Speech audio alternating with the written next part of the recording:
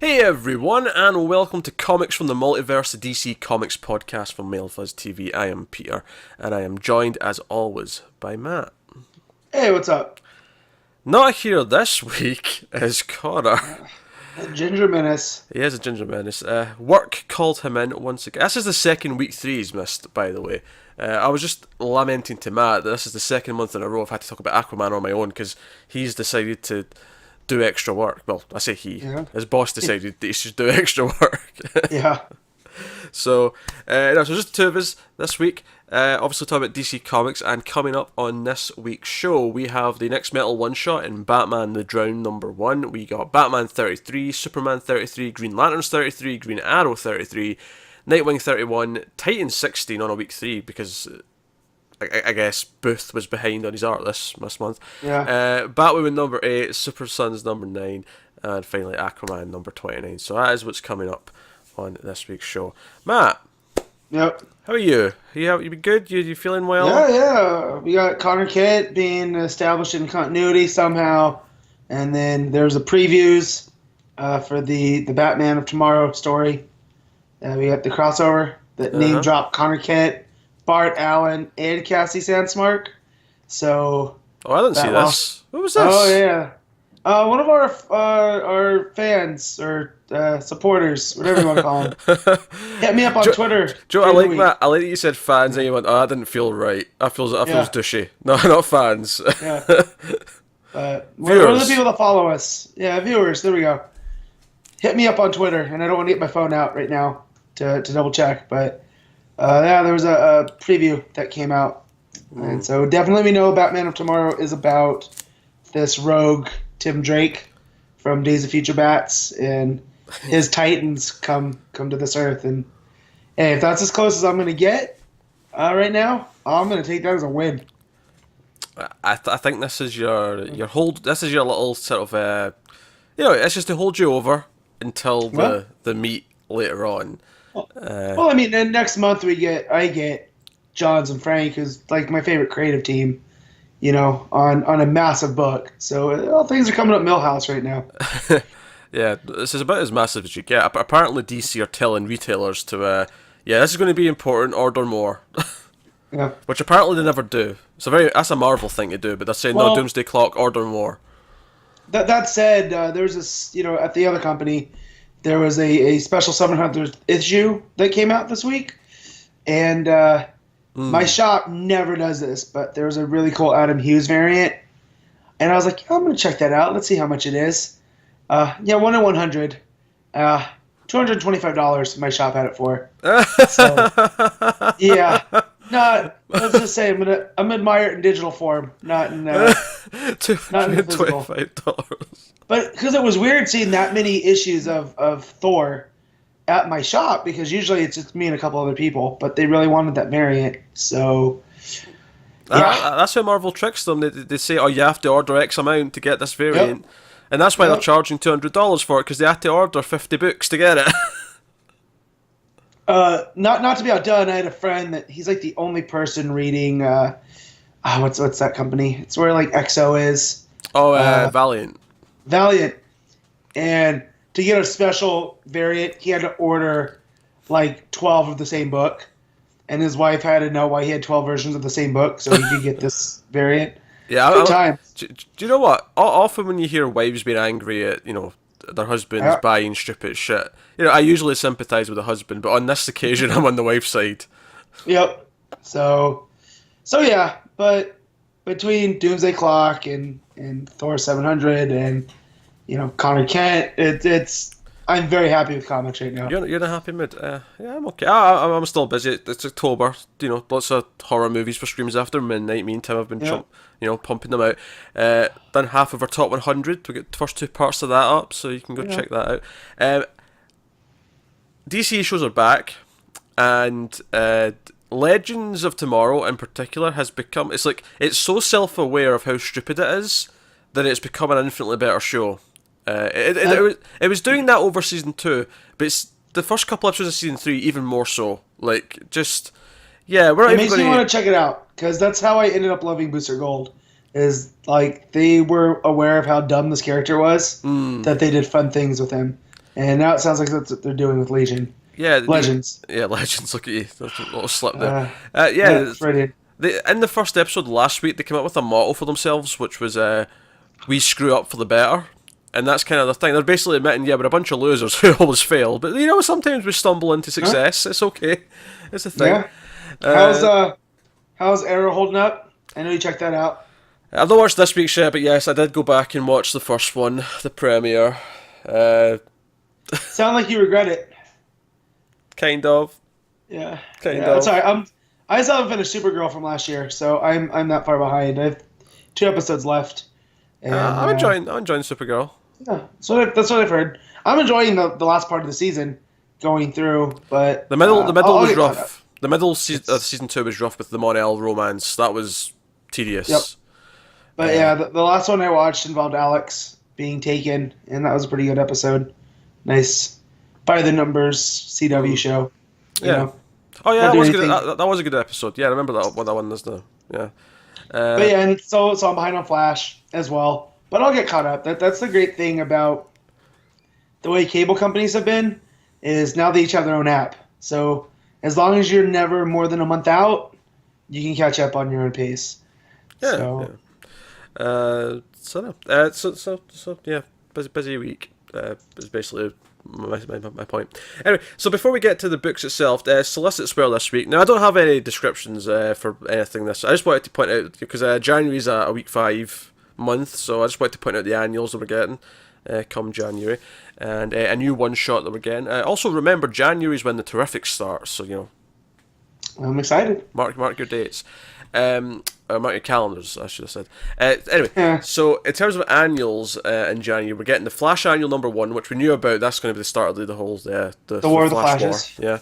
Yeah. We're also getting a Deathstroke annual, and we're getting a Detective Comics annual in January. So there's the annuals. Also, remember how in November we're getting Mystic U number 1?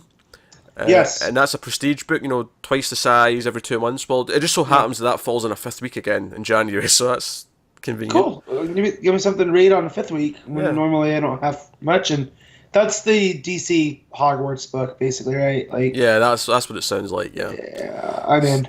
So Connor's foaming at the mouth. Yeah. So that's the thing.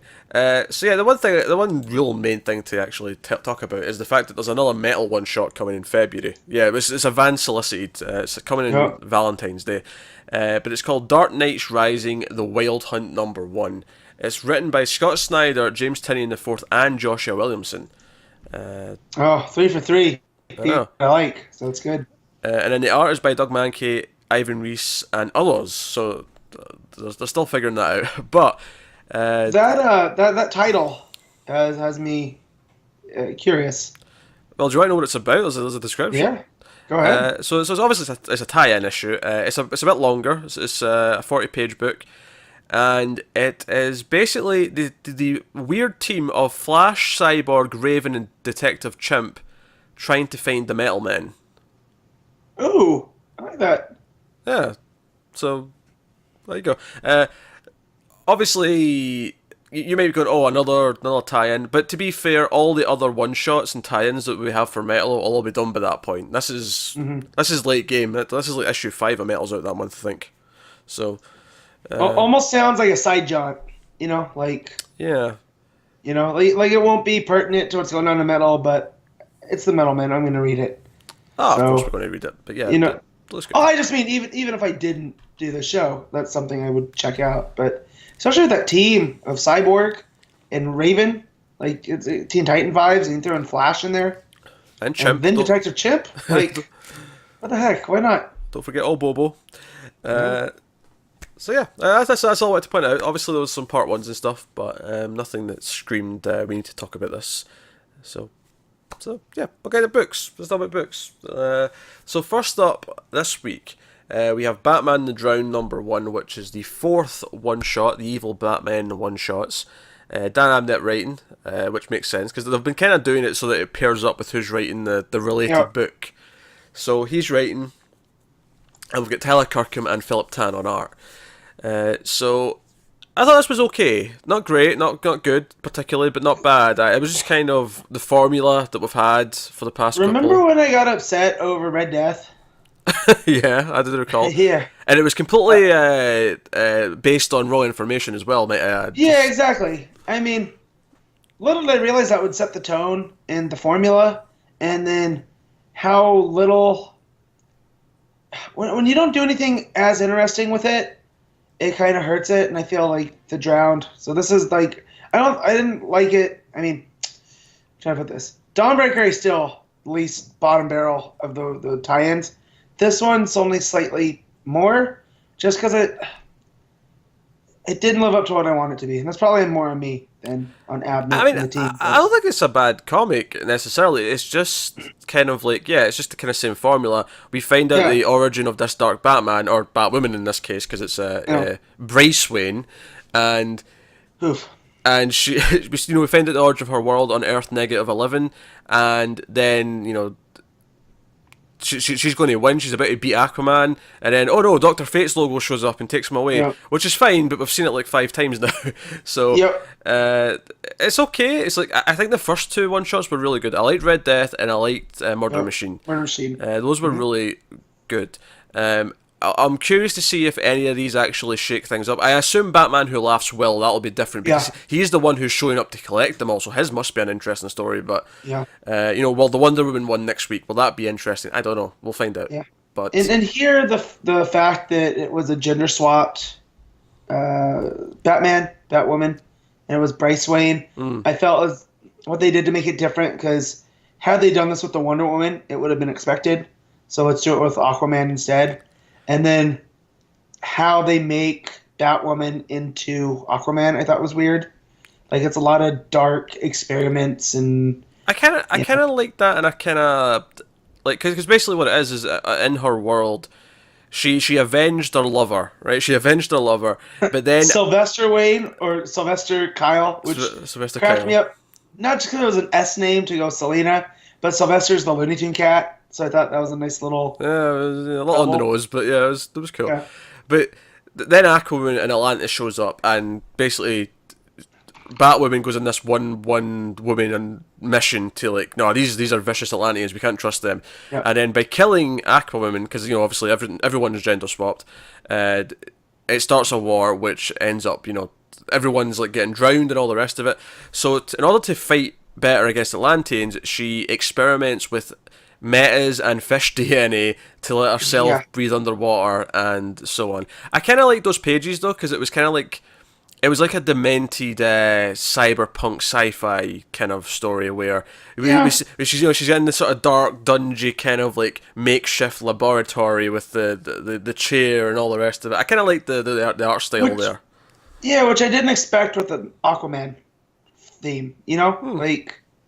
But I don't know what else you do to make Batman into Aquaman. Like, it's one of those weird things. It's the kind of thing where you've got this blanket idea of all these evil Batmen who are kind of like merged with other characters.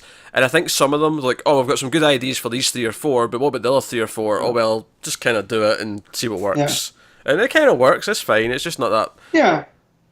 That shouldn't doesn't amount to much, because it's basically just... it's the Drowned coming to Amnesty Bay, like the other evil Batman have went to the respective cities and stuff, and drowning it, and Mira and Aquaman show up. The one thing I do like about this issue, though, the one interesting thing that I do think is quite cool, is that they've tied it into what Abnett has been doing on Aquaman since even before Rebirth with the Dead War, the Monster War, because in one of the arcs we kind of track it, and it comes from another place, and it seems to be coming from the Dark Multiverse. That's actually quite cool. I like that idea. Yeah, I like that idea as well. The one thing I did like too is the relationship with the light. Like, so to become this twisted version of Aquawoman, Batman, basically she had to flee from the light, and so the light's become the enemy because she has to keep going deeper and deeper and deeper, and that's how the Batman Who Laughs gets her, by saying, he's like, we need to shut off the light in Amnesty Bay, and nobody gets a second chance because second chances are overrated. So that was the one story thread that I really enjoyed. But other than that, it was pretty baseline. I mean, the art was fine. Abnett's fine. Yeah, I don't regret reading it. It was fine, and like, okay, I got my dose of metal this week, but it wasn't necessarily exciting or anything else. It was just kind of what it was. I've also picked up on a greater theme of these Dark Knight books. It all seems to be about Bruce, or a version of Bruce, dealing with loss. because the Red Death had him losing the Robins. Murder Machine had him losing Alfred. Dawnbreaker had him losing his parents. And this one losing, Sylvester or Selena. So that sets, with the Merciless and the Devastator coming up, what are the losses going to be there? Because I don't see them deviating from this formula. Yeah, no, I think that'll be considered. And to be fair, that ties into Batman himself anyway. Like, the loss of his parents is kind of the thing. That's what. Well, yeah, and it's how he or she deals with that loss, and with the Robins, it made him want to get the Speed Force, because if he could be everywhere at once, do you think I'm wrong in assuming that the Devastator one, he becomes a Doomsday to fight Superman? Yeah.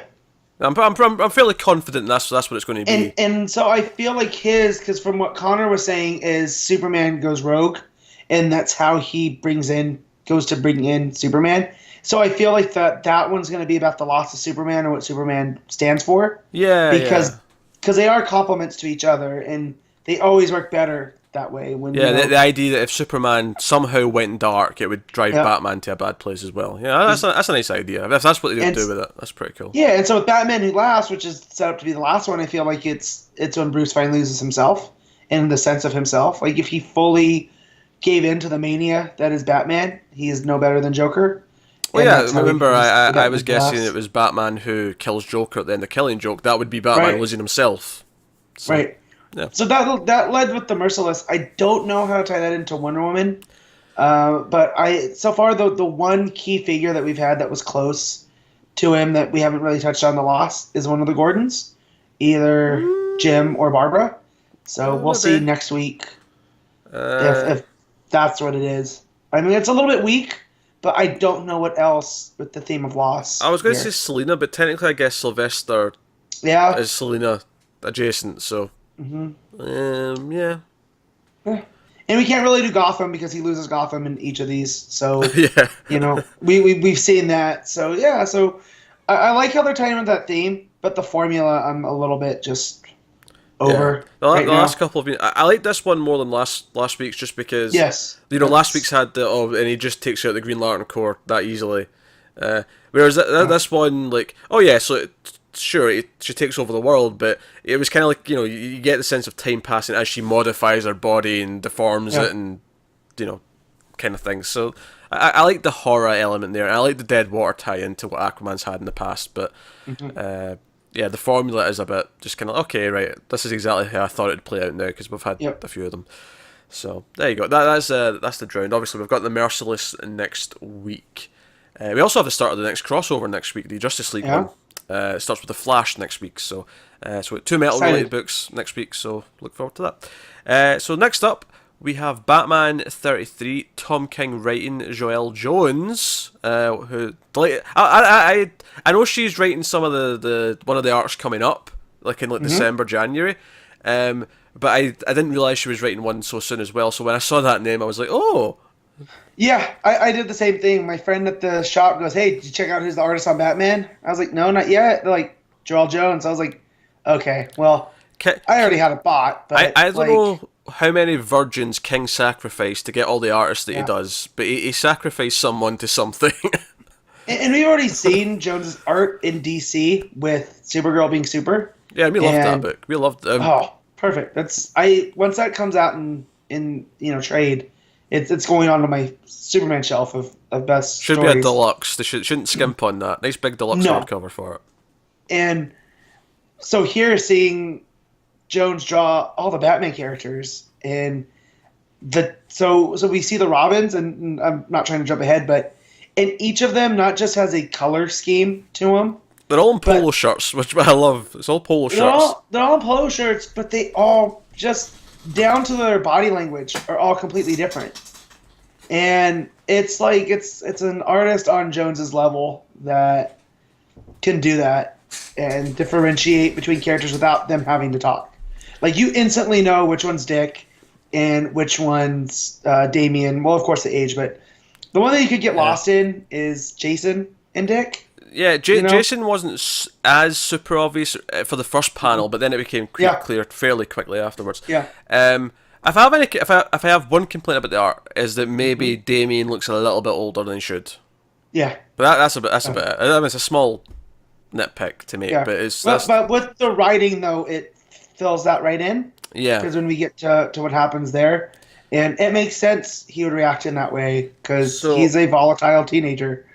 So now, obviously, we have Batman and Catwoman in the desert. They're going to Kadim to find something. We'll get to that. Yeah. But they're and there's this sort of moment at the start where they've both got horses, but one of them needs to be put down. And Catwoman takes a shotgun and it's a very cinematic moment where it goes to that big wide 2-page spread of it's like all the build up to her shooting it in the head, and they're sort of saying, "Oh, the horse deserves better. This is a shame." Yeah. And then it goes to that 2-page spread for the actual gunshot, and then it goes back, and they're all quiet. But I just want to point out how much I actually love, desert outfit Catwoman. Yeah. Well, even Batman, Batman's okay. We've seen kind of desert Batman before, though. We've seen that before, and even in Batman vs Superman, I hated it because it looked like with Snyder stylings, it was just too much. But here with Jones, it's still Batman, but it's it's like you remember in the 90s they had the action figures and there were all the different Batmans that we'd never seen on the animated series or even in comics. They would have Gladiator Batman. I feel like Desert Operation Batman would have been one of those toys I would have had to have. I think Desert Catwoman works because a lot of it's just a regular sort of desert outfit, but then her cowl that she's got on is very reminiscent of what pilots used to wear. The little kind of, I don't even know what you call them. No. Any picture you've seen of Amelia Earhart, she wore one. Yeah, one of those. It's like a beanie, like a leather beanie with a strap on it. Yeah. But then she's got her goggles on top of it, like she usually does with her regular suit. But in the desert, her goggles make a lot of sense because you'd want to have goggles to cover your eyes. The sand. So it makes sense practically, but it just looks kind of cool. It actually really fits her look. Well, and then when she brings out the whip, I love that page. It's a great page. I got Indiana Jones vibes from the time this started because they're riding the horses through the desert and the sun's setting and you get that 2-page spread and it's just their silhouette against the sun in the dunes. She's going to again. Jones is very good with building up the momentum of the scene because the whip comes down. It's over 3 panels as it extends and you see what it is. And you can feel when it drops behind her. She reaches up behind her to grab it, and then it drops into frame, and you can feel the motion. It's fantastic. And also very expressive. I love she goes up to the big because there's a bodyguard where they're going. They went to see Tiger. Massive. Went to see Tiger to get to this place, and this big bodyguard's there. He's like, "No, I've been appointed to the Justice League. I'm not letting anyone in." And Catwoman was like, "Oh, can I?" And she's like, Batman's like, "Yeah, fine, be nice." So basically, she wants to fight, and he's like, "Okay, you can have the fight, but don't overdo it." And it's just it's that panel of her looking up at him. It's kind of adorable, but she's about to mess with him. So she's going to mess him up. She's going to win. There's no way he's coming out on this on top. But no, it's just really great. All that stuff in the desert looks great. So you've got them in the desert looking for something, and we'll sort of save what they're looking for till the end. And the other side of the book, you've got all the Robins in Wayne Manor in their polo shirts, as mentioned, and they're just kind of bantering, messing with the dog. Jason's can't get the dog, Ace to do anything, but then Alfred walks in, gives it one command, and it just does what it wants. The return of Ace, the Bat Hound. I love it. As much as I love Titus, that story King told him the annual of. It's one of my favorite stories of the past year, and. So to see, of course, Jason's the one fighting with the dog because the dog looks like stole his coat. Pretty hilarious. Yeah. So you've got all the Robins, and then Alfred comes in, and he gets a phone call from Superman about what Batman's doing. They don't seem to know it's Batman that's doing it, but it's someone's broke into this secure location we set up in the desert. What's going on? And Alfred's like, yeah, he's not here at the moment, blah, blah, blah. But he hangs up the phone, and he's like... Right, and I love there's this page where the Robins all guess what's going on. Oh, let me guess, Batman had a secret from everyone, and now everyone's in danger. Oh, that sounds about right. And then the next page is Alfred. It's probably the best page in the book. Even not in a flashy way, just in the Alfred at the top of the page says, "Master Wayne proposed to Miss Kyle. She accepted." And then the 2 reaction shots of all 4 Robins just kind of, and the dog reacting as well is the best part. And they're all just like. He did what? say that again. And obviously Duke's there, and I love the banter with Duke as well. After this, where he's like, I think it's Jason's like, Duke, you're supposed to cheer him up. You're the Robin. He's like, hey, coming from you, who like died and came back to life. No. Yeah. And besides, I'm not even Robin. He's Robin. Like, just... yeah. And then you see Damian taking all this in, who's just kind of shell shocked by it all. Yeah, so. Damian takes it hard. In fact, probably the funniest moment in the book is when Damian starts breaking down and crying, and Alfred's got him. And I don't know which one of them says it, but one of the other Robins says, "Oh God, he's crying. We're all going to die." Pretty sure it's Duke, but I think it's Duke. I can't remember which one it was, but it really cracked me up. And you know the funny thing is, this is the time, like, Duke's not really attached to me. I'm not really attached to him that much yet. But whenever King writes him in the group with all the other Robins, he fits really well. Yeah. So, definitely. Good on that. But Damien, basically, because he heard where things were going down, he's like, oh, I know what he's looking for. I know why he's there. Who they've got trapped there. The Justice League have got someone in prison, basically, in the desert. And it's Talia al Ghul.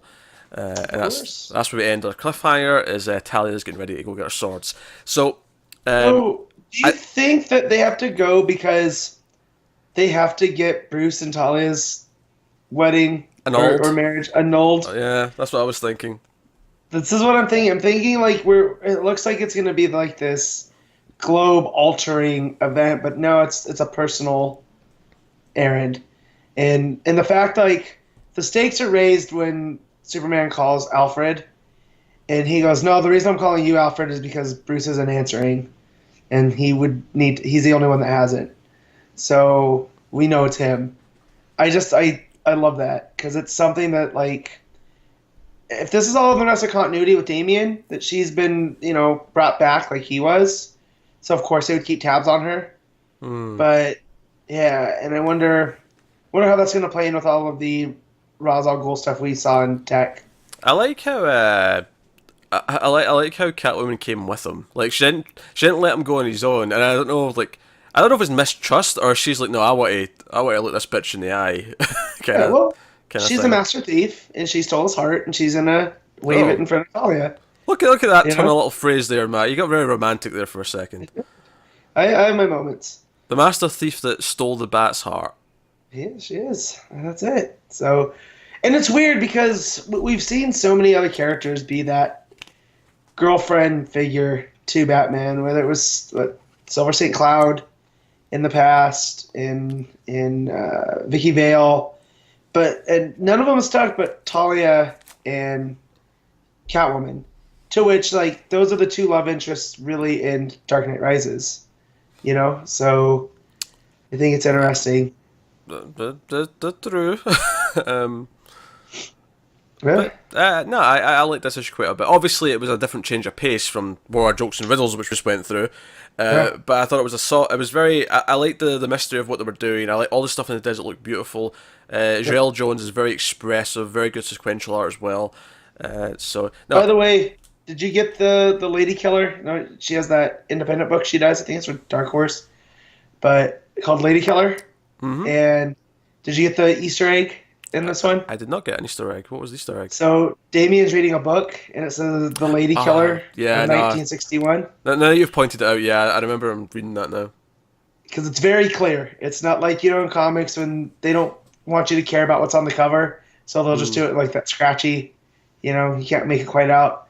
Here it was very clear. I thought that was pretty funny. Nice touch. You know what? I'm glad. It's so cool that Joelle Jones is now in the rotation for Batman, like with Shannon. I don't know. Does that mean Finch is doing other things? Is he? Maybe. I don't know. Maybe he's on something else. Actually, maybe he's on one of the Dark Matter books. I'd have to go and double check that. Oh, sorry. Yeah. The New Age of DC Heroes books now. Sorry. I think you're right though too, because I think he's doing the Damage book. Does that look like his art? Yeah, it may be. It may be that simple that he's just on one of those books, and that's why he's not on Batman anymore. But I love Joelle Jones, so I have no problems with her being the alternate to Janin. Yep. So cool. All right, that'll take us on. It's Superman number 33. Peter Tomasi and Patrick Gleason making their return with Doug Mahnke on art. So not only did we just have 4 issues of fill-ins, we also had easily the worst 2 issues by this team just before that. So Superman's been in a bit of a weird place for a while, where it's felt kind of, and Black Dawn even was kind of murky. Like, it's not really been great since Reborn. Yeah, it's been like a 3 months, which if you take into account the double shipping schedule, that's about how long a normal break would have lasted, for a team to get it right.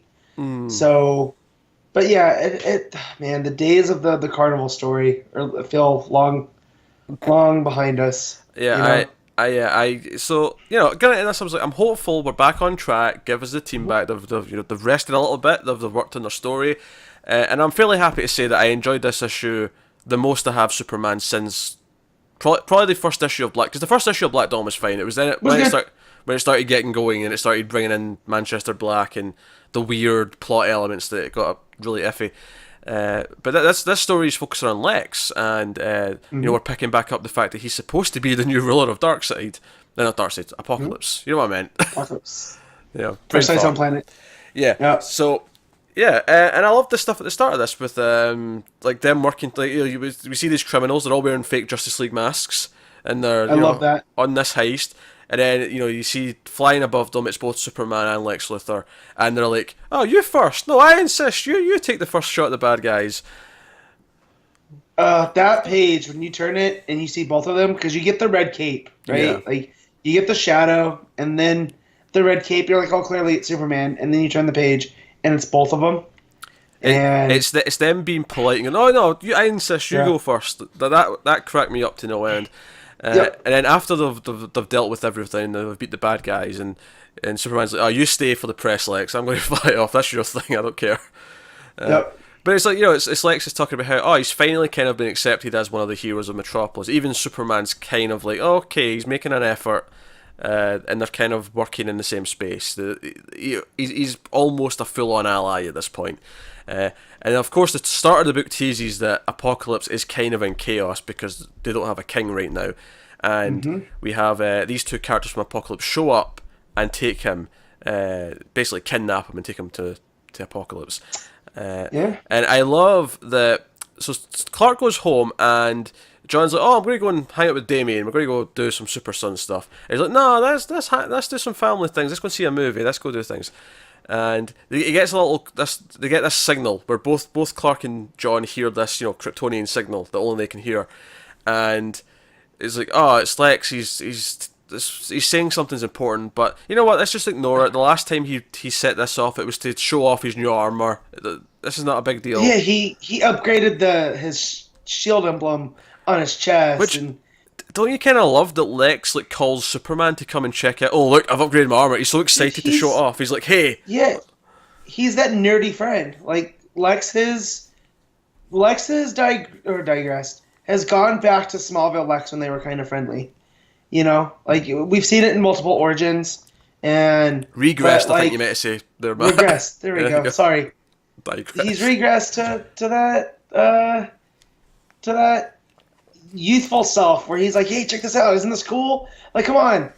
And I feel like they're setting up the heel turn finally. I think I know what it's going to be, Matt. I think because obviously his suit's all powered by a mother box, right? I think his mother box is going to get taken away, and I think him not having the power to feel equal is going to be what turns him back to being vindictive and wanting to be him old self again.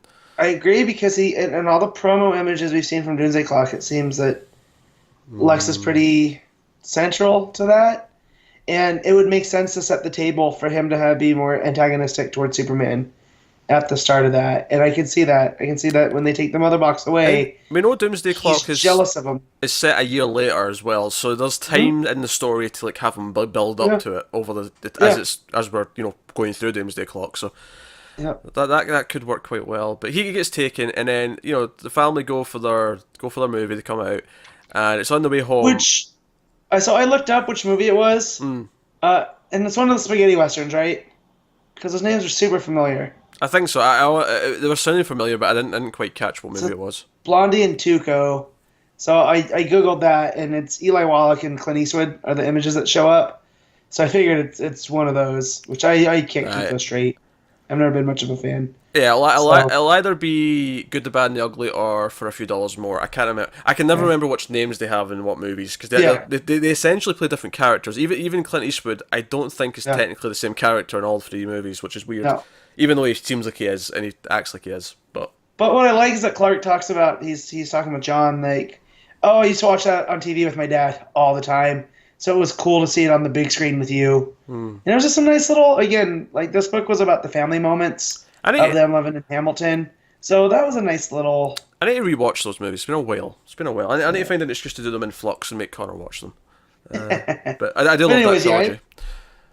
I just wanted to point that out, that, and that's when all hell breaks loose, because you have the Lex bots come and they track the Kryptonian signature, which that's scary for Superman.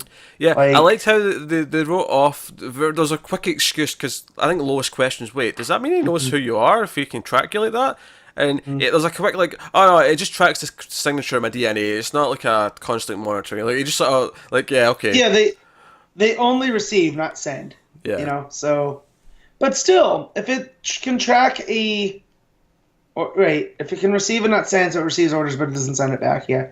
But still, like, I don't know. I don't trust Lex not to just use broken, out-of-date bots, I don't know. So I don't know, it seems a bit... So they have a bit of fight scene. Because they actually say, oh, Lex Luthor needs your help, you're coming with us, and Clark's like, no. And then like, well, tough, you've given us a negative response, now we have to take you by force. So they have a bit of a fight scene. We have both Clark and John, opening the shirts at the same time. That was pretty cool. Have a little moment.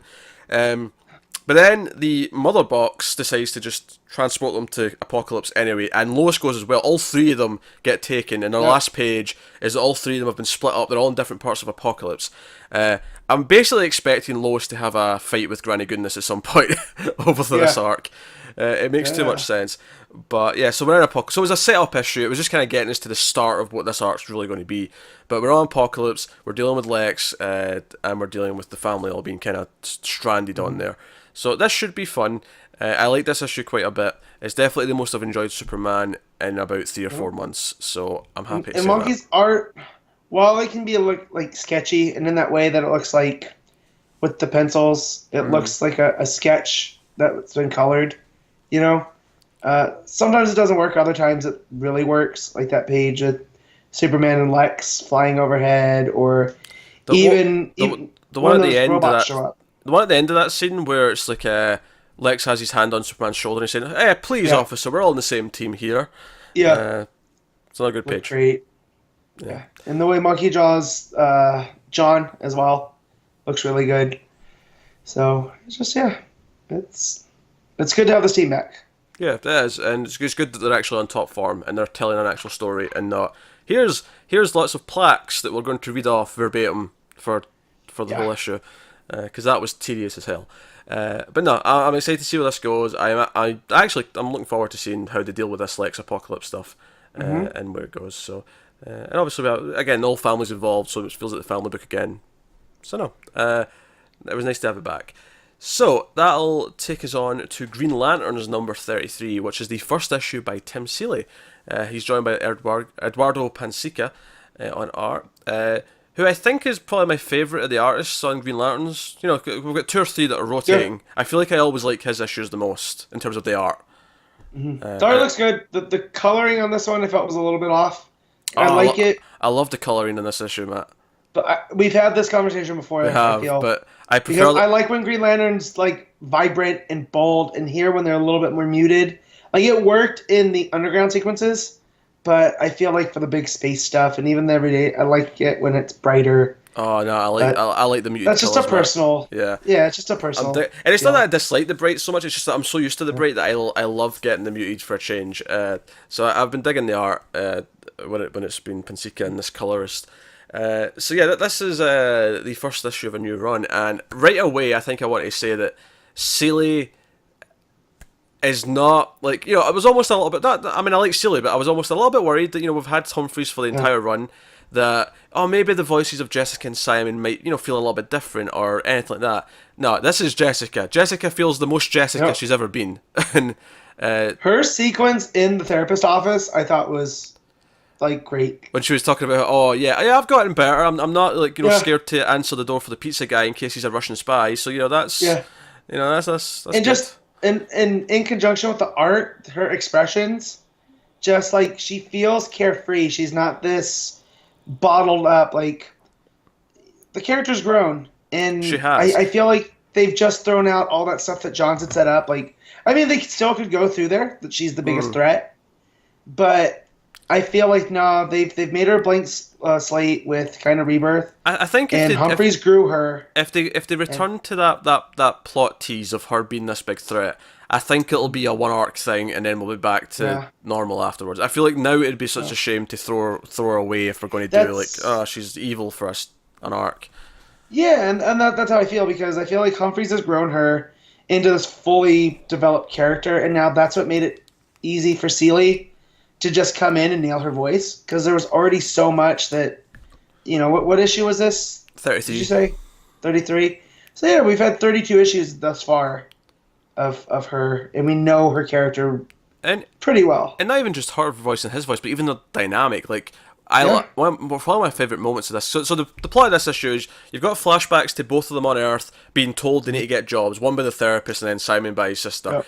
And then in present day, we've got them dealing with this crisis in space where this sun's going to go supernova and there's a planet nearby where all the life is going to die if they don't evacuate it. But the alien race on the planet are kind of like, no, we don't actually want to leave because we'll just perish with our planet because we love our planet. And so they're dealing with that. So there's a lot of action stuff with them, like dealing with like lava and rock and all the rest of it. And there's a scene where, okay, we have to get to because the alien race lives underground. We have to go under the core or whatever. And like, okay, what's the quickest way down? It's like, oh well, we can go through the lava. And Simon jumps in and he yells, "Oh, last one's in's the loser." And then after they jump in, he's like, "Oh, was that bad because your anxiety? Was that insensitive?" And she's like, she kind of plays it along. She gets all sad looking, and then she turns around and. Probably my favourite panel in the whole issue is her turning around with this smirk in her face saying "sucker," and then willpower 100%, and she's like off flying. Well, she's like, maybe bringing up my past and my issues probably wasn't the best when I need my willpower going through a lava field where I could die.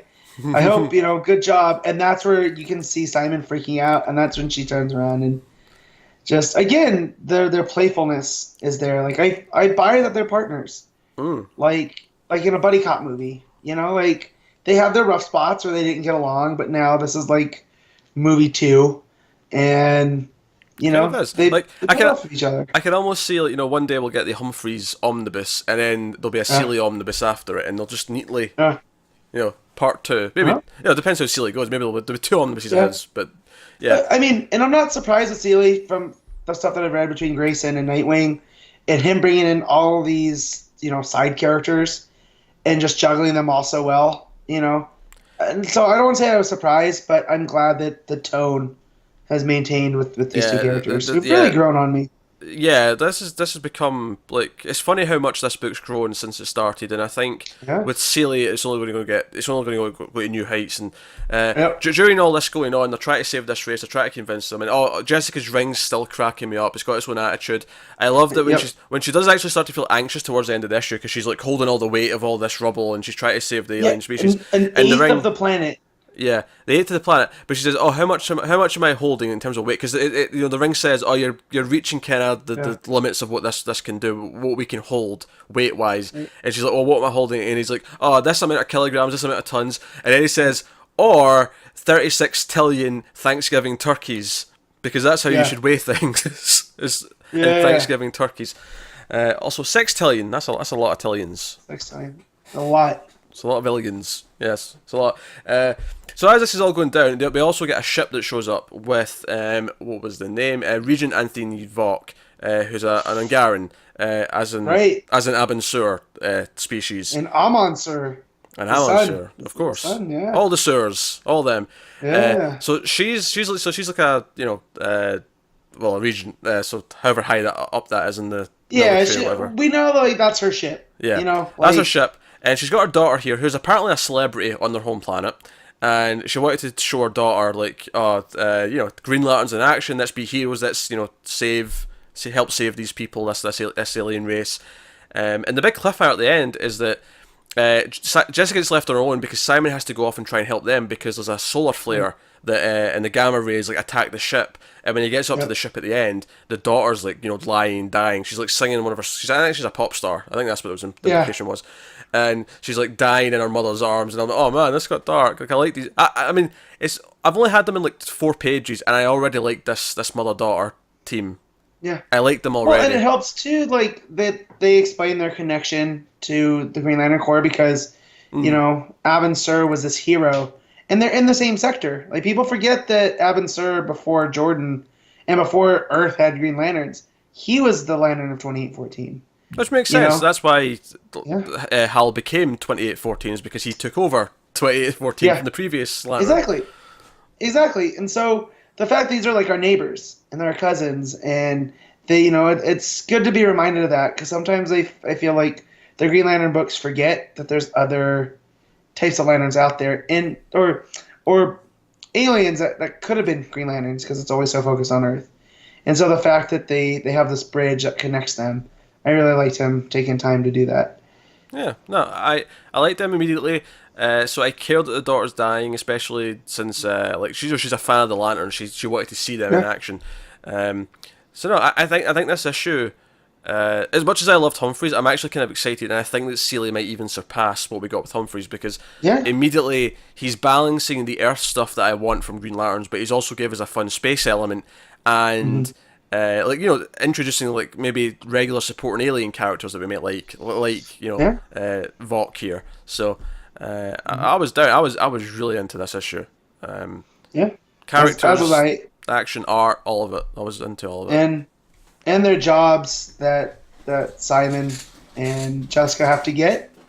So she goes to be like a waitress at a coffee shop of a super hipster looking place in Portland, but of course. Simon, who's only interested in cars, it looks like he goes to be like on a pit crew team of a race car squad. Yeah, and it shows how both of them are kind of like they're having. First, actually, can I just say before we talk about the issues they have when they go to get their jobs, is that so Simon's sister's like, oh, you need to get a job and pay rent. Now I get that paying a rent's a thing, right? That's obviously important. Yeah. But here's the thing.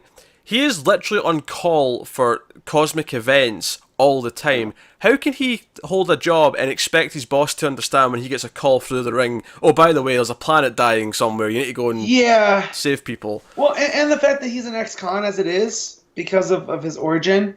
Oh, sure, that comes up into it, but I'm just forgetting that. Just in the pure fact that he's a Lantern and he's on call 24/7 to go and save the world or save other worlds or save the universe. Right. It's just like, I was going to say, there's already a limited number of jobs he can get. So then imagine he does get one, and now he has to be like, sometimes I need to go for weeks at a time. He'd be fired after like a week, if that. Yeah. Just because of what his commitments are. Same with Jessica. But then on top of that, they both have their own thing where Jessica says to the boss, she's been interviewed for the job at the coffee shop, and she's like, oh yeah, I have anxiety, I was like, I witnessed a bit of violent crime, and I was, bad for years, and he responds with, oh well, being a waitress is very, can be very stressful, and it's like, okay, he's already made his choice that she's not getting the job. And then likewise Simon's like, yeah, by the way, if you look me up on the internet, like I did steal a van once and there was explosives in it, so you might see my name but next to the word terrorist in a newspaper, which again means he's probably not getting the job because the employer's gonna be like, yeah, I don't want that on my plate. Of course, that's fine. So basically what you're saying is that the Green Lantern Corps, they need, to pay their employees better. I mean, if Guy can run a bar on Oa, he's got to be getting paid a lot, right? Like, yeah, basically, they need to pay. And honestly, I feel like all the heroes who want to spend time being heroes, I feel like they all need to set up like GoFundMes or Patreons because they don't have time to do regular jobs. They're too busy saving the world. Yeah, there's one guy that has a pretty big, pocketbook that could probably cover all of this. Yeah. Oh, saying Bruce should be paying them all. Yeah. Kind of how Iron Man funds, the Avengers sometimes. Bruce could just be like, yeah, I got you guys' rent, whatever, like go. Plus, out of all of the heroes, being a Green Lantern is actually a job. Like, they're an actual police force, So I just feel like anybody that kind of doesn't need secret identities for, like Clark has to write for the Daily Planet so he can afford an apartment. I feel like these guys don't. Like, it was cool that Hal was a test pilot, because that's a cool job that nobody has, especially anymore. But that kind of worked because that was his passion before, and then for a while he did both because he didn't want to let it go. It was still kind of his life, but eventually, it's not like he does that anymore. Like, eventually he just became a Green Lantern full time. But that made sense from a character perspective. Whereas here it's just like, come on, be serious here. Simon's going to be called off to a crisis within a couple of days, and he's going to get fired for disappearing from the job. Like, that's what's going to happen. So, behave. I mean, it's bad enough when I'm reading Nightwing, and I'm like, there's no way he can keep regular hours. No way. Never mind Lanterns who are being called off out of planet. That makes sense why he's a blackjack dealer now. Because they work all kinds of weird hours. So that's only because he's staking the place out. Once that's done, he's going to be back to the bar or whatever. Yeah. So, hey. Anyway, like this show a lot. It was really good. So, that'll take us on to Green Arrow number 33. Benjamin Percy writing, Jamal Campbell on art.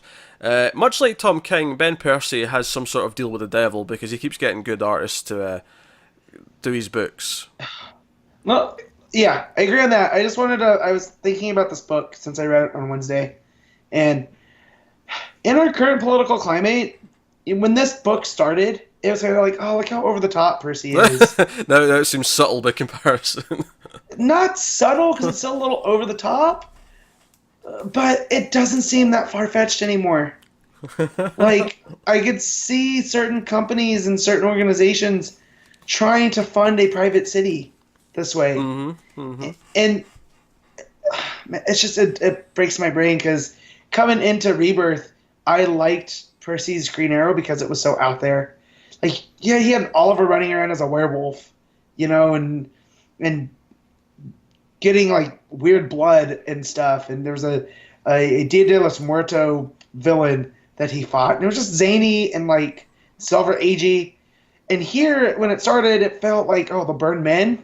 That's weird. There's no way a shadowy bank could control a government. And then you look at some of the stuff that's going around in the real world, and you're kind of like, oh man, maybe he knows something that we don't. Maybe him and King get together on the weekends. King's like, hey, I got some things that I remember from the CIA, but I can't say them. So, here, Percy, you can have them for Green Arrow. Oh yeah, I like how those DC creator summits where they all get together for the weekend to hash out some future crossovers and events and stuff. Yeah, King's just passing around CIA intel. Yeah. From his past, he's like, yeah. He's like, y'all didn't get this from me, and nobody's gonna believe it, so throw it in a comic. But yeah, it's just I was reading this one, which was probably the most grounded it's been. I mean, 2 issues before this, because we had the last one was the tie-in to Metal, but. Yeah, it was we had him space. going up to a space station with the Green Lantern, and it was fun superhero stuff. But he comes back, and he's back to being Robin Hood. Yeah, he's literally back in the city, and it deals with that. It deals with it's kind of a fragmented issue in that it deals with several things that it's building up for this new arc, which is one, he's back with Dinah. They have a great sort of rekindled moment, where he goes back and. I love the narration there. He's like, oh, Emmy told me that they were having a surprise, or not a surprise, but a get-together to welcome her home. And he's like, well, why are you not coming? And she just winked at me.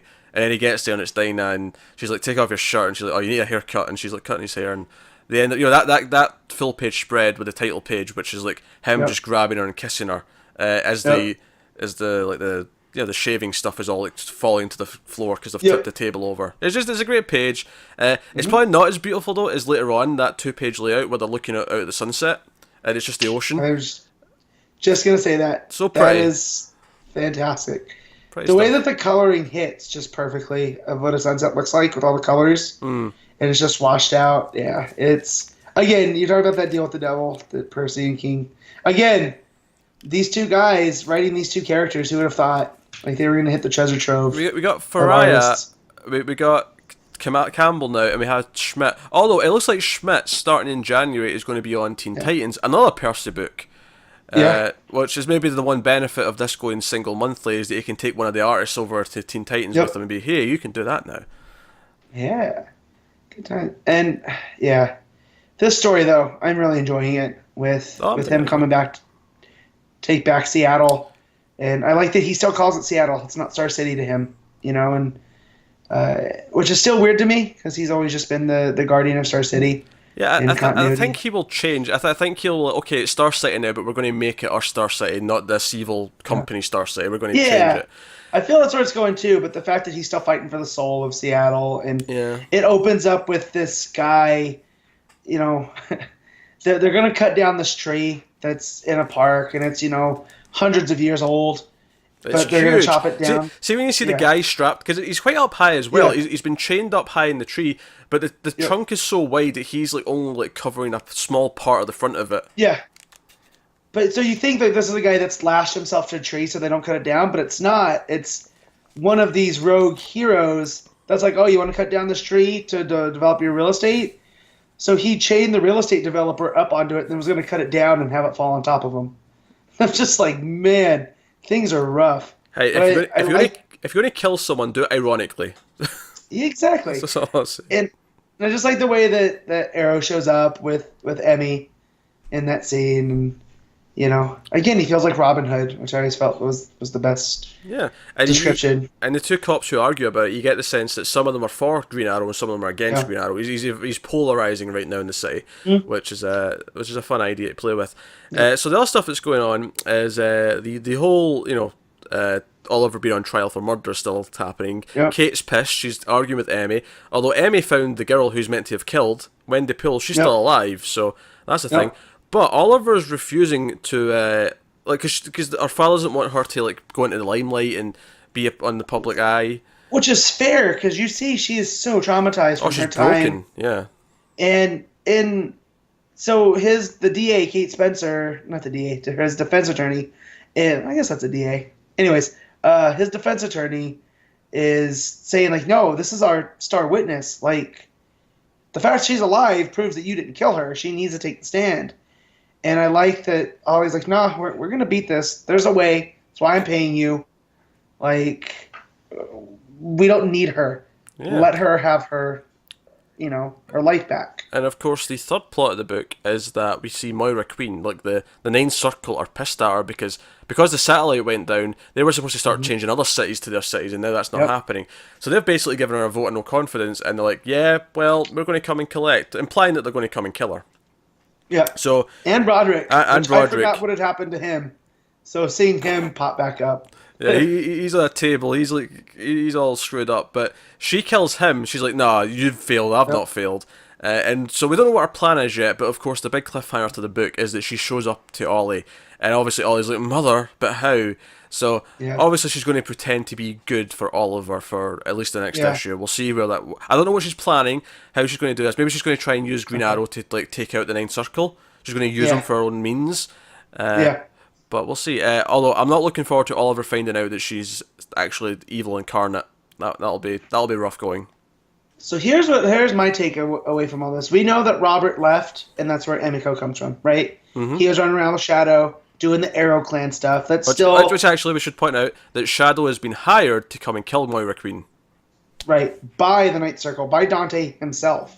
Who's not dead. Who's not dead, and who they thought that they blew up on the barge, issues ago. But, talking about Shadow, how she's the perfect weapon. And, I'm not here for you, I'm here for your service. And so it makes me think that Robert Queen maybe was pulled into this.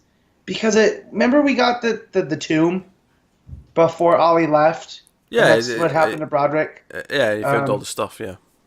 But, the Queens kind of were always, the good family of Seattle.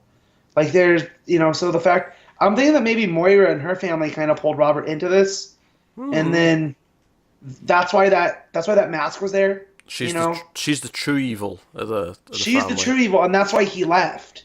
And, to Ollie, he faked his death to leave and went and started this other family, but it was him trying to do good because that's what the Queens are about. And, it sucks that he had to leave his son to do that, but now Ollie's going to pick up that legacy, Or they're just both evil pieces of shit. That's also a possibility.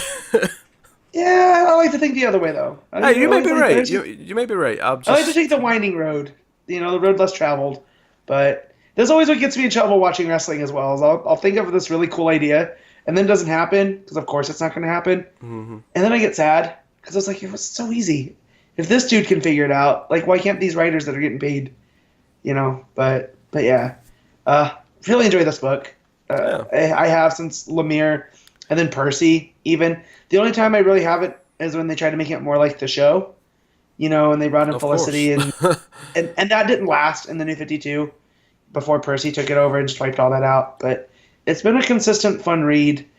Somewhat pulpy, but the art's always there. Percy's still just knocking it out. So she's no different.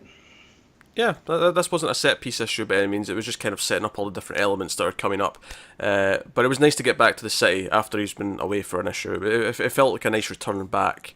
In more ways than one, in the sense that he comes back to Dinah, they make up. The fact that she's like, oh, you helped save Gotham, which is my city, so I'm going to help save yours. So they're stronger than ever right now, seemingly. And we'll see how Moira shakes things up. But no, it was another solid issue. That'll take us on to Nightwing 31, Tim Seeley writing and Miguel Mendonca on art. Obviously, Tim Seeley is leaving this in a couple of issues' time, but for 1 or 2 months, he is doing both Nightwing and Green Lantern, so he's a busy man. Weird not having Humphreys. Yeah. You'll be there in December. Yeah. On Nightwing, but for now, Seeley's finishing up his last arc, which obviously Raptor's back in Bloodhaven. And Raptor, basically sensing that Nightwing's working with Blockbuster, goes and Blockbuster, not as Blockbuster but as Desmond Roland, is going to do a speech for a bunch of kids because he is someone who loves his city. He wants to make these speeches and inspire people. Here Seeley goes making a third dimensional character again. Like I had chalked up to Blockbuster just being this criminal element that's like taking advantage of everybody. But the way that he talks to these high school students about, trying to make themselves better, I really do believe now that he wants what's best for Bloodhaven, even if he's going to do it on the underhanded side. Yeah, he will do it by means, less than pleasant means to accomplish it, but his goal's kind of noble in a way. Yeah. But Raptor shows up and basically to discredit him, forces him to turn into Blockbuster in front of the kids, and now they're all terrified of him and they see him as a monster. Yep. So, he's pissed about that. Meanwhile, Nightwing and Huntress go and deal with the Whaleenders. They're trying to steal some a fish thing that you use for medication. Yeah. I could check, I love but that. I'm not going to. No, I love that there was that editor's box that said, no joke, this is a real thing, look it up, about that horseshoe crab blood is apparently used in some kind of medicine. Yeah. I was just like, okay, I believe you. They did some research to put in a nice little fact that I didn't know. So that's fine. That's cool. But I like that the Whaleenders, because we know that Blockbuster took out Orca, and Orca was like their heavy, and so they go in there and they're trying to become their own heavy, so they don't get taken advantage of. And that dude injects himself with whatever the thing is, and it just completely messes with him. Dude, lady. It's the lady. What's this? Merkel, I want to say. Was it? I think so. Okay. So wait, are all the Whaleenders ladies? No, not all of them. Just the leader. Okay. I gotta go back. I was reading this issue very fast. So yeah, the leader's female, and then the rest are a bunch of dudes. Okay. Well, the leader injects themselves with this stuff, and it doesn't work out quite well. And I got quite the laugh out of it, just because. Usually in a comic, that's usually when a new villain's created. It's not even just that it doesn't work out well. It doesn't work out well in about 2 panels. Like she's down. Yeah. She's taken care of. It's done. So Huntress gets pissed though because she realizes that they're on a tip from Blockbuster, and she does not take kindly to that. And Nightwing. Because he works with the mob, and she hates the mob. Yeah, and Nightwing gets a couple of hits in. And this is basically them breaking up, which, if I have a complaint about this, is that it does feel just kind of... If this was so tenuous that it was just going to be a quick thing, I feel weird about them treating it like it was an actual relationship, then breakup. Yeah. If that makes sense? No, I feel like Seeley's just trying to capitalize on the Grayson tie-in. Like, he wrote that really cool, the whole spiral wrap-up, and wanted to keep Huntress there, so it just didn't seem like that's what he was doing. I'd rather for her just go back to Birds of Prey and them not do this whole relationship thing. I mean, You know? I thought it was fine at the end of that arc where they, but it could have just been a one-time thing, and then like, okay, right, Yeah. we can't be a couple. That was like a one-time. And well, I liked the scene she had in the last issue. I feel like I don't know. It felt like a breakup that didn't need to be a breakup. It could have just been, like they're not a couple. They had one night thing. That's fine. I don't know. It felt like an extraneous breakup, given that we already had a big breakup with Sean, which was very emotional and did have a lot of impact. Yep. So that'd be my one criticism of it. So speaking of Sean, she actually goes to find Pigeon just to warn her, because if what's going down with Raptor is happening, she still wants to go and warn her old buddy, even though she's not in the best place with her. But when she goes in, she finds Raptor's mask. Raptor seems to be working with Pigeon. Or that's at least what she thinks. It could potentially be that he murdered her or something, but she's probably just working with him. No, it makes sense because it seems that their goals are aligned. Where she's more about making a symbol, he's about actually tearing it down. They're both anti-Nightwing as well. So that's always a fun thing. So that's setting stuff up.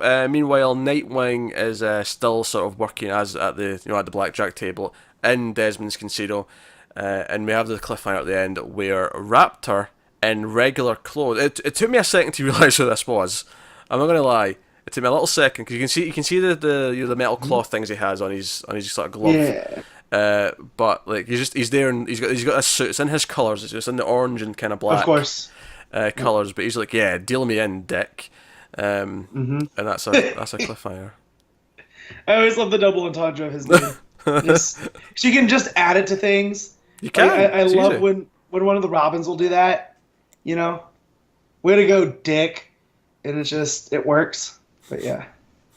No, it's good. This was a fine next chapter. I had that one complaint about the needless breakup with Huntress, but otherwise I like what it's building to. I like what it's doing with Raptor actually going after Blockbuster and being like, hey, you think you're working against me and you think you're a step ahead because you've got this alliance now? No.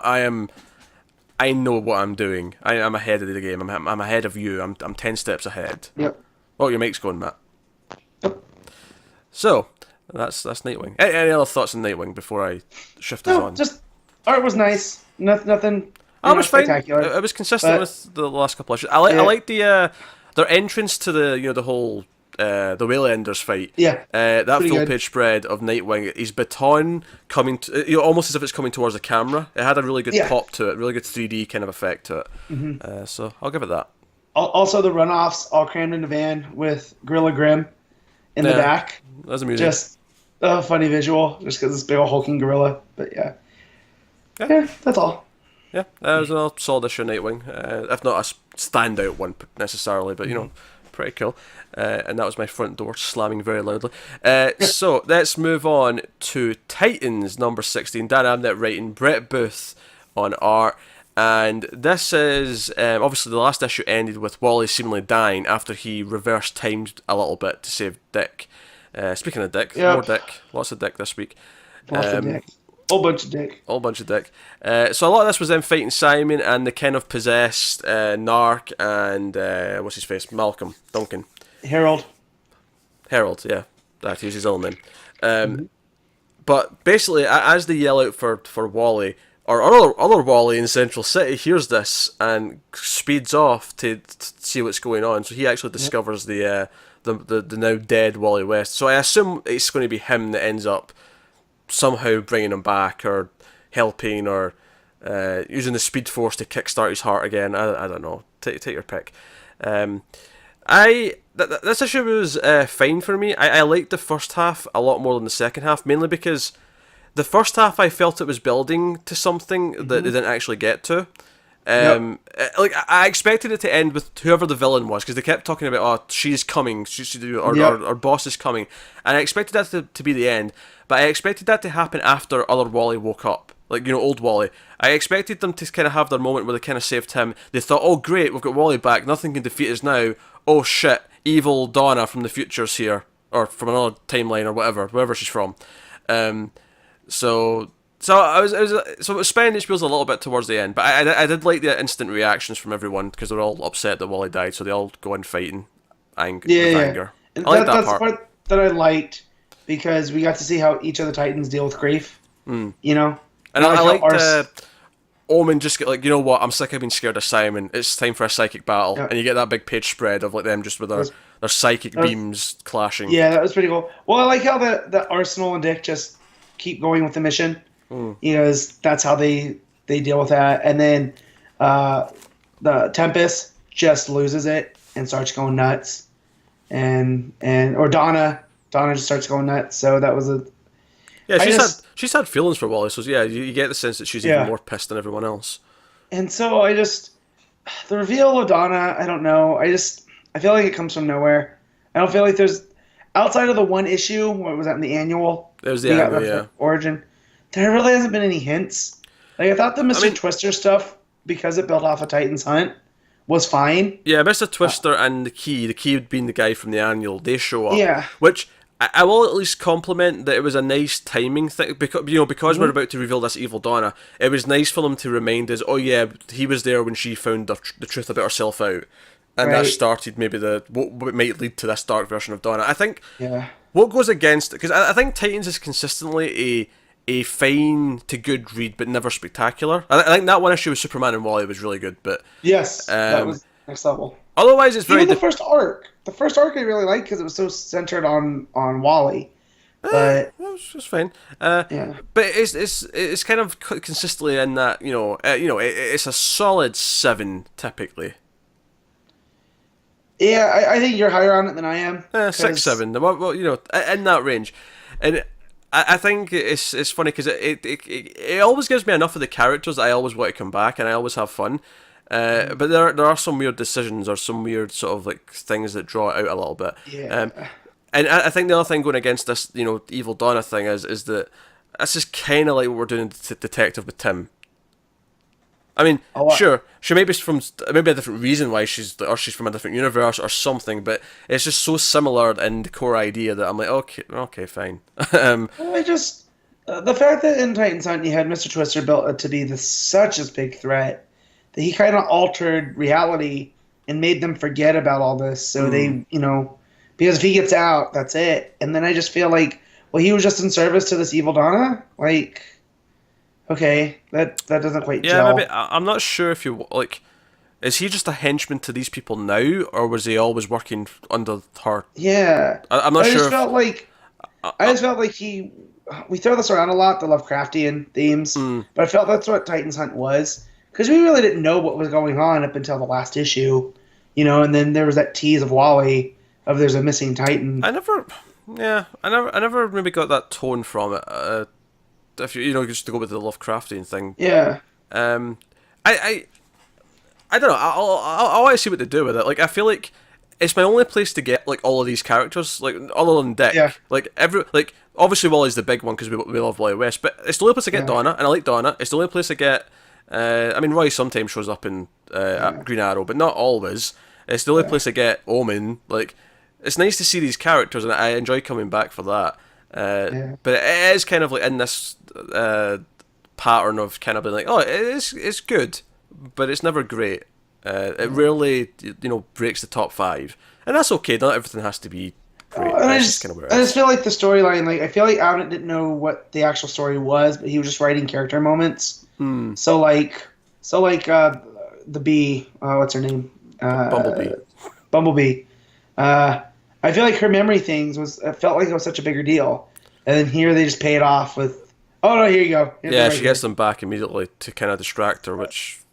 Yeah, I was like, well, so I don't feel like this is what he was writing to. So I don't know, maybe there's a change coming, and this is just that, or if this was the story from the line. I just feel very kind of disappointed at the lack of payoff or even setup. Yeah.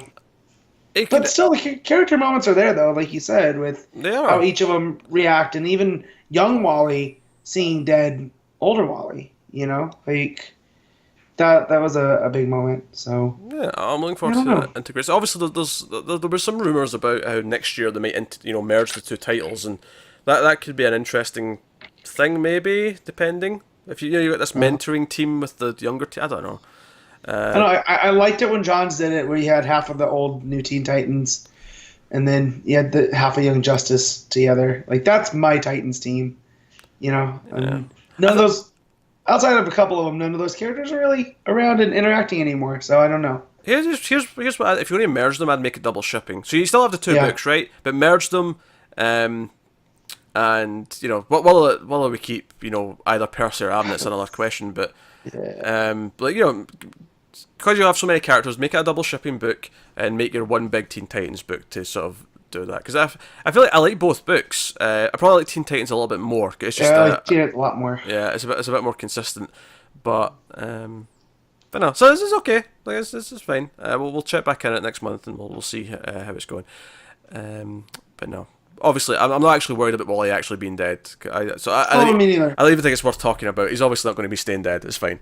Yeah, we know. There's going to be some timey-wimey stuff that happens. And because we know, even if we didn't know January was coming with the War of the Flashes, like, exactly. I don't feel like... That's a good point.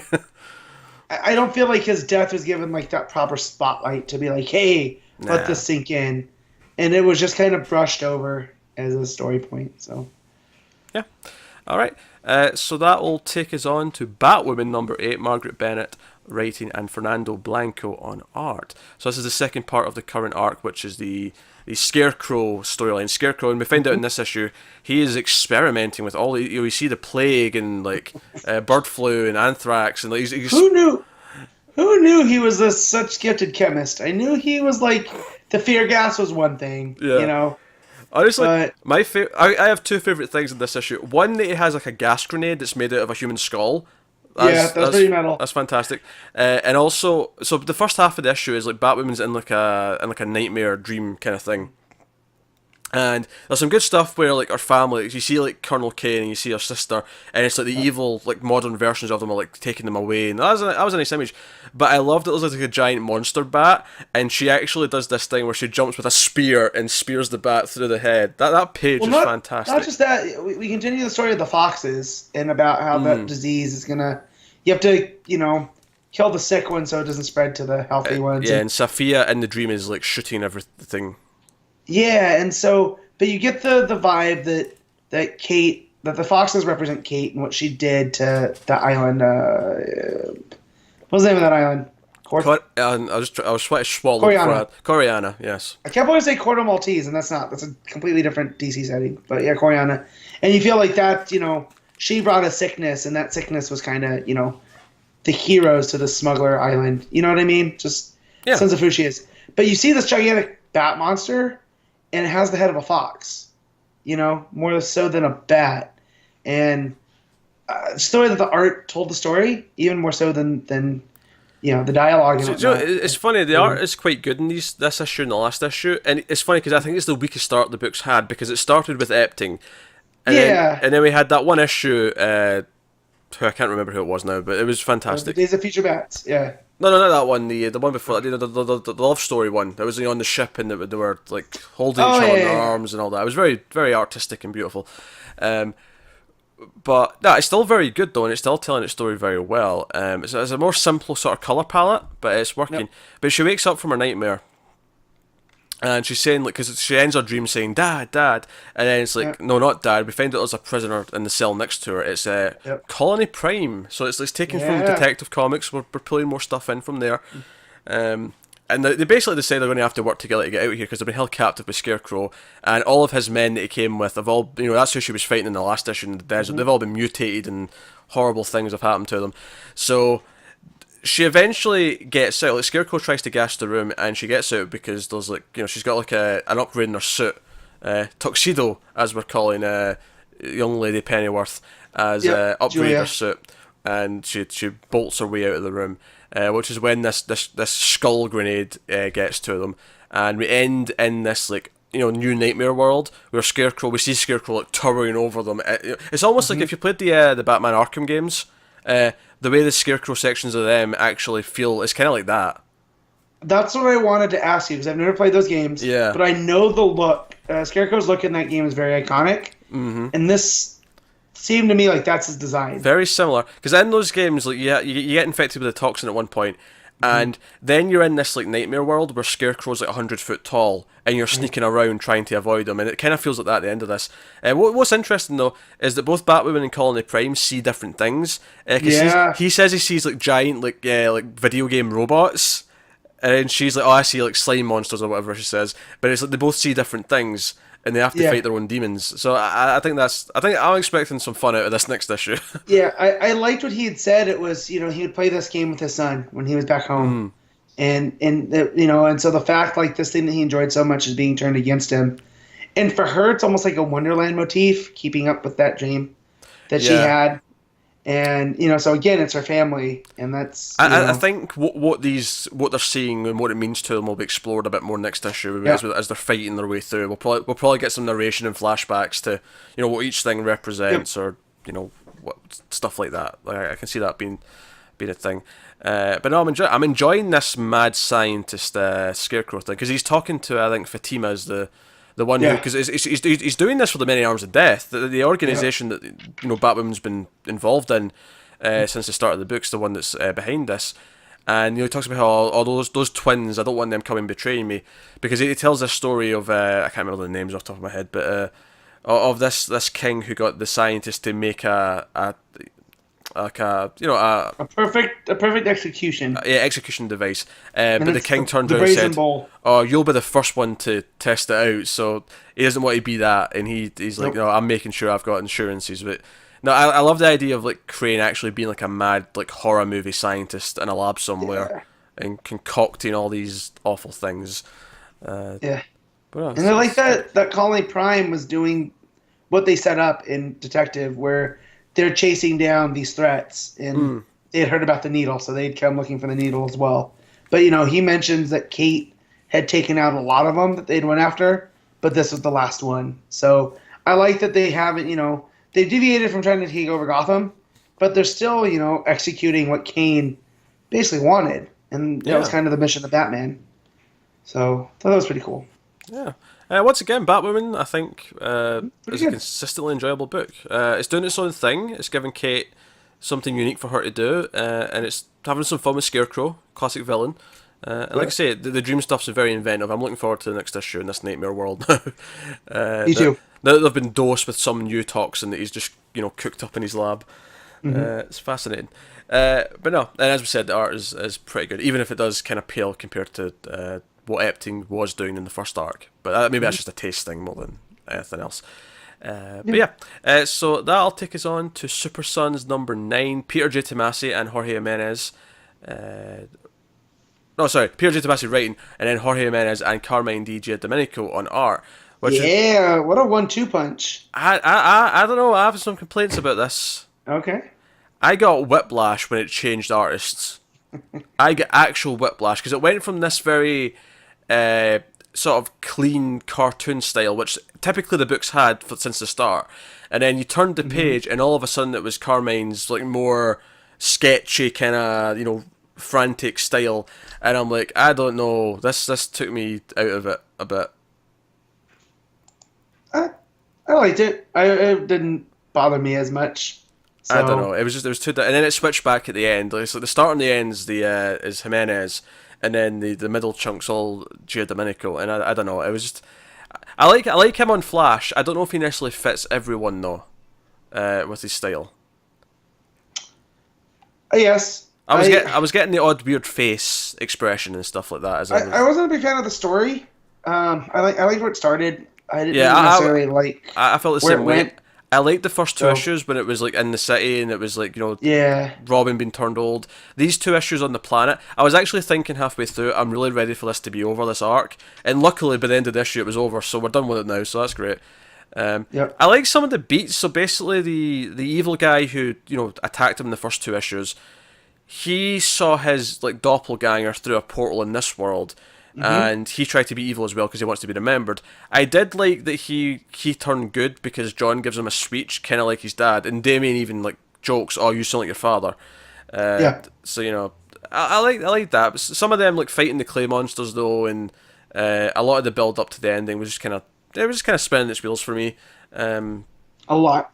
But the character beats, as we've said before with this book, are kind of flawless. I loved when they get to the end and they've dealt with it, and they've left these clay girls behind to like help this guy like sort of build this world back up and protect. So I think we're going to come back to this world at some point once and we'll see how they've actually saved it. Yeah. But yeah, so I liked when they actually did save the day that Robin shouts out, "Oh, you've been saved by Robin!" And then very quietly in small text, "And Superboy." And Superboy, yeah. I also love the when they're back and you don't really get to see Clark. It's kind of that Peanuts where you only see his torso and see him talking.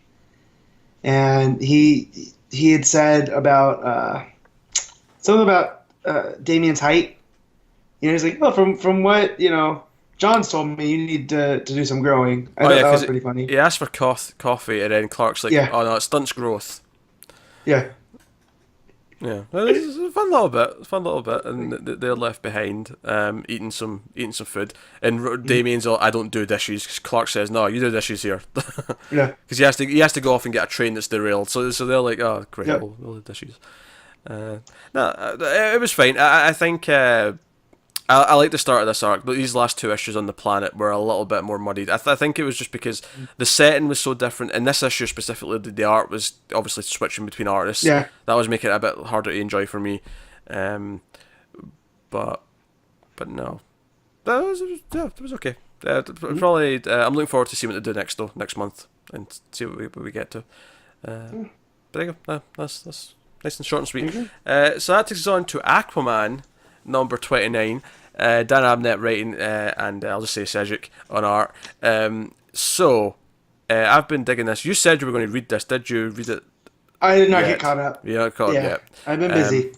That is completely fine. Although I still think you should, because I'll get caught up. It's been real good. Obviously, the art's still I don't have to mention the art at this point. The art's been fantastic. This issue was very much continuing all the threads from the previous issue. Kind of neatly splits into like three things again. You have Aquaman with Dolphin, and they don't have any action this issue. This is just kind of them in the aftermath of what they did last issue. But they're sitting, and Aquaman's like, "Oh, you're disappointed that I'm not going to be the king that you want me to be. That I'm not going to save Atlantis like you hoped I would." And Dolphin, of course, not being able to speak, she draws Superman's logo. She uses her, because her powers to manipulate the bell elements and stuff. She basically makes Superman's logo, and he's like, "Yeah, I know what that is." And then she draws Batman's logo, and she draws Wonder Woman's logo. He's like, "Yeah, I know them too. They're heroes on the surface, And then she draws Aquaman's logo, and he's like, "Oh wait, so you're saying that because I'm a hero like them, that I should do all this and all that thing?" And he's like, "Yeah, but I don't want to be king. Atlantis has basically decided it doesn't want me to be king." And then she draws a little crown above Superman's logo, and he's like, "No, Superman's not a king. He's a hero. He saves people, but he doesn't want to rule them afterwards." And then she sort of rubs out the crown, and then looks at him and sort of smiles, and he's like, "Okay, I get it. For someone who doesn't speak, you actually have a lot to say." So it's basically just she's like, "No, I don't want you to be king. You don't have to be king. You just have to save us from the evil king, and we can sort other things out after that. But you just need to be a hero." So it's basically just convincing him that he's going to be the Aquaman. He's going to step up and try and take care of business. So that was kind of his whole bit in the book. It was a couple of great little scenes, and that's all it was. But it was good. And I think that Dolphin not being able to speak actually leads to a lot of sweet little moments with how she communicates, and that's fun.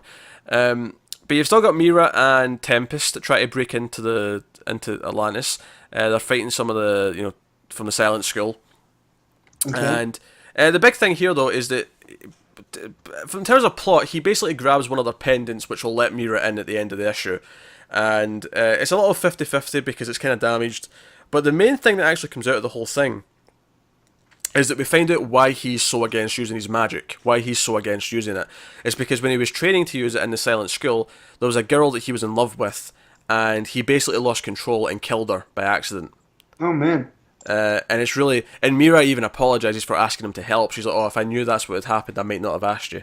So I think that's interesting. We might explore that later. That's why he's so against using his skills, because he lost control and someone died because of it, especially someone he cared about.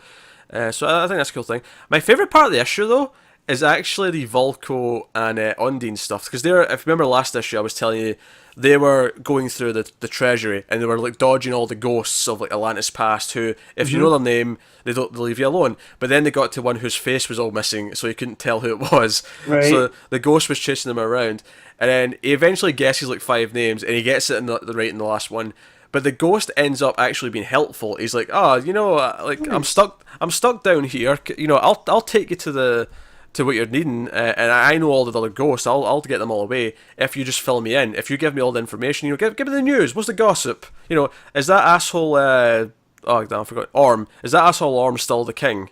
Kind of thing. It was so fun little things like that. So he takes them down, and they're there to get the what looks like Aquaman's trident, I think, or at least a trident. But that was their whole thing. But no, it was just fun, the banter, like him asking all these questions, and Volko kind of like, oh hey old buddy, I've not spoken to you in so long, and it was just a fun little time.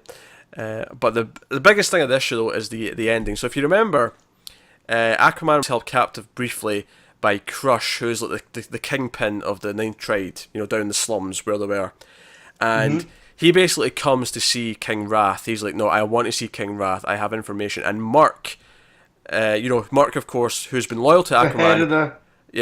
But he actually is the one who seemingly tried to kill Aquaman at the end of the previous arc. That's what put this. That was the big end of that arc, is that he turned on Aquaman for the new king. That was a big deal. And Crush comes to Mark and he's like, no, I've got something to tell the king.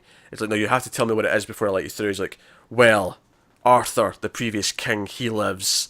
And then there's this great panel, this great last page where Mark is like, of course he is. And then he kills Crush.